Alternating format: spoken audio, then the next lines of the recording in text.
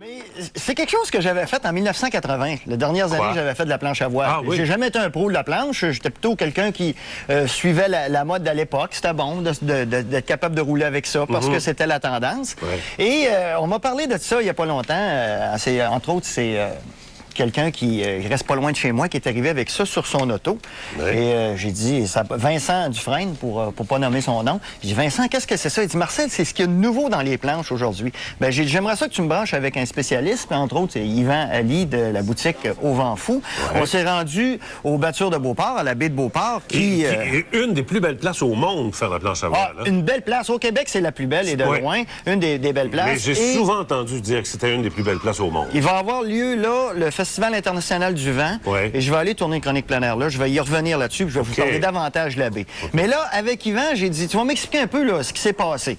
Et on parle des nouvelles planches, une nouvelle façon d'attacher les wishbones sur les mâts, c'est du carbone.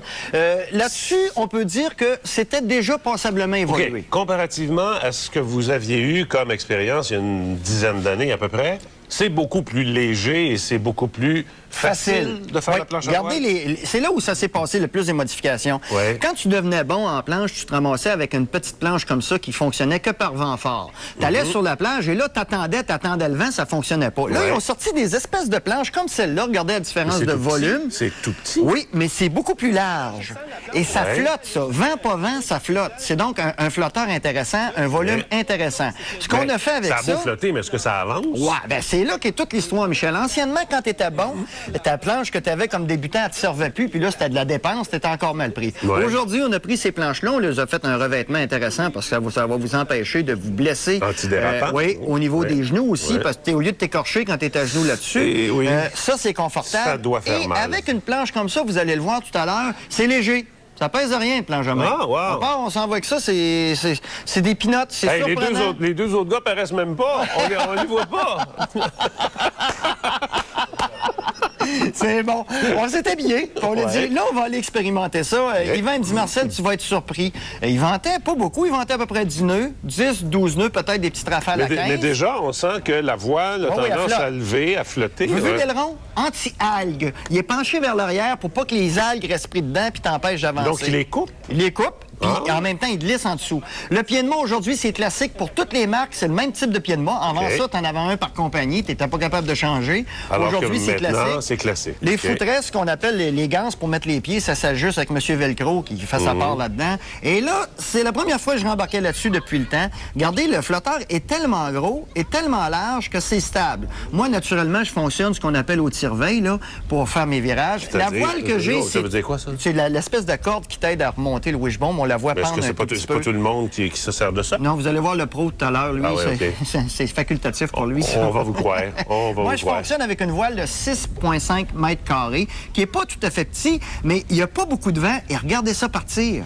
C'est surprenant, les vitesses que tu peux atteindre. Moi, je peux vous dire que lui a atteint au moins 25 km/h avec l'autre voile. C'est quoi? C'est la façon de se positionner, Marcel? C'est la façon de prendre le peu de vent qu'il y a? Oui, c'est les types de voiles aussi. C'est une petite voile, ça. Et là, vous dites qu'il n'y a pratiquement pas de vent. Presque pas de vent. Ben, je me suis promené avec ça. J'ai été surpris. Il fallait que je parte avec une plus petite voile parce que avec la voile que lui utilise... Hey, on vous a pas vu tourner. Hey, on vous a pas vu tourner. Alors, vous allez me voir tomber. Je veux voir le bout où vous tournez. Moi, je tourne au tir-veille. Ça, c'est le bout que j'ai tourné. Tourner. OK.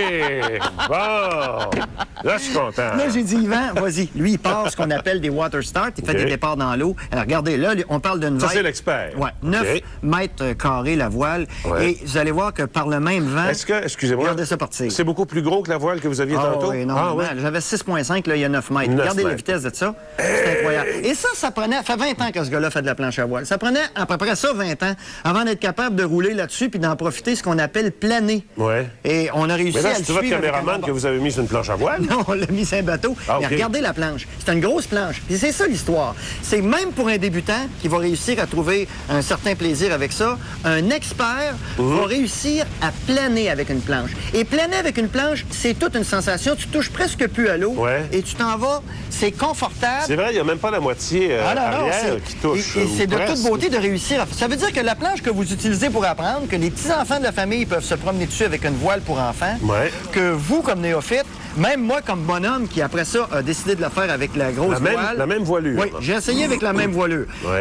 Vous avez vu des petites cordes qui pendent sur le wishbone? Ça, c'est pour le harnais, c'est pour s'attacher. J'ai pas été capable de m'attacher. J'ai réussi à m'attacher une fois, mais j'ai quand même réussi, et comme n'importe quel néophyte va pouvoir le faire, après un peu de pratique... Vous avez pris le départ?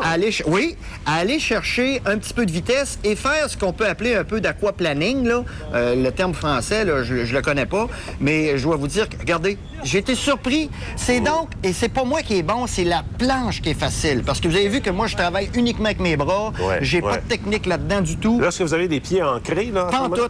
J'ai pas été capable de me rendre là. Et malgré ça, regardez la vitesse que j'ai été chercher. C'est vraiment pour vous dire qu'aujourd'hui, ces types de planches-là... Est-ce que le bord approche? Font en sorte... Oui, le bord approche, puis la fouille approche aussi. Et quand on fouille avec ça, on va vous dire, il y a de quoi changer sa séparation de bord. C'est pas trop long. Mais c'est agréable, hein? Et c'est... Quand tu es bien équipé, tu gèles pas non plus. L'eau est quand même chaude Question, dans le fleuve, Marcel. Je suis sûr qu'il y a des gens qui regardent ça et qui se disent ben, si c'est si facile que ça, je vais essayer. Est-ce qu'on peut louer cet équipement-là ou bien s'il faut absolument l'acheter? Il y a des endroits où ça se loue. À la baie de Beauport, on en loue des planches. Il y a moyen de... Ça ne doit pas se donner quand même quand on parle de planches. 2000 $ un kit comme ça. Quand même. 2000 $ un kit comme ça. Si vous rajoutez une petite voile pour enfants, toute la famille peut s'en servir. Et ça, dans à peu près tous les types de conditions. Chacun peut aller chercher son plaisir, jouer, même... À la fin, tu enlèves le mât, tu l'assois dessus, tu prends une petite pagaie, puis tu peux pagayer. C'est vraiment quelque chose qui est beaucoup plus accessible que c'était. Ça a évolué énormément et la qualité de l'équipement, là, c'est à n'en pas douter. Et vous allez voir des spécialistes pendant. Allez à des endroits où il y a pignon sur rue pour vous assurer qu'on ne vous vendra pas n'importe